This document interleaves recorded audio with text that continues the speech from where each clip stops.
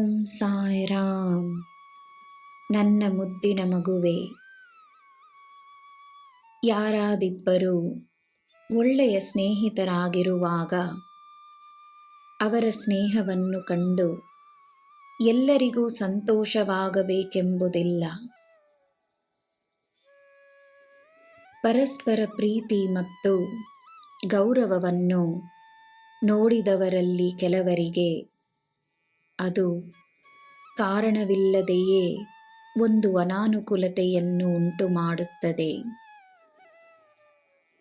ಆಗ ಅವರು ತಾವು ಅರಿಯದೆಯೇ ಇಬ್ಬರನ್ನು ದೂರ ಮಾಡುವ ಪ್ರಯತ್ನವನ್ನು ತೊಡಗಿಸಿಕೊಳ್ಳುತ್ತಾರೆ.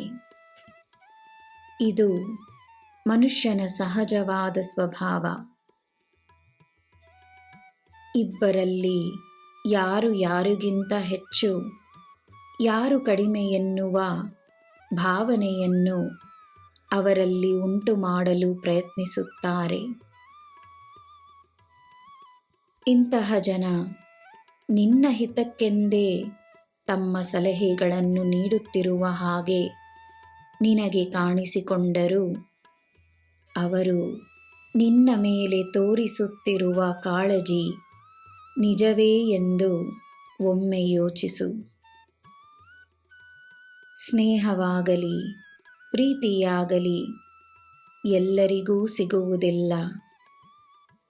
ಎಲ್ಲರಿಗೂ ಅದನ್ನು ಕಾಪಾಡಿಕೊಳ್ಳುವ ಅದೃಷ್ಟವಿರುವುದಿಲ್ಲ.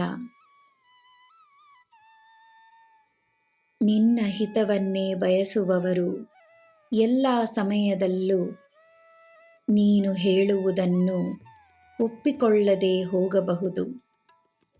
ಆದರೆ ಅವರ ಮನಸ್ಸಿನಲ್ಲಿ ನಿನಗೋಸ್ಕರ ಪ್ರೀತಿ ಎಂದೂ ಕಡಿಮೆಯಾಗುವುದಿಲ್ಲ.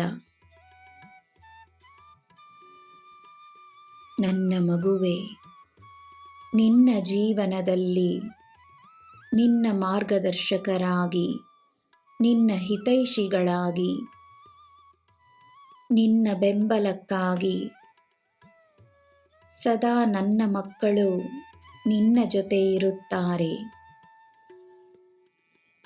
ನಿನ್ನ ಜೀವನದ ಈ ಪಯಣದಲ್ಲಿ ನಾನೂ ಸದಾ ನಿನ್ನ ಜೊತೆಯೇ ಇದ್ದೇನೆ. ನಿನಗೆ ಯಾರೂ ಇಲ್ಲವೆಂದು ಅಂದುಕೊಳ್ಳಬೇಡ, ನಾನಿದ್ದೇನೆ. ನಿನಗೆ ಎಲ್ಲ ಶುಭವೇ. ಜೈ ಸಾಯಿರಾಮ್.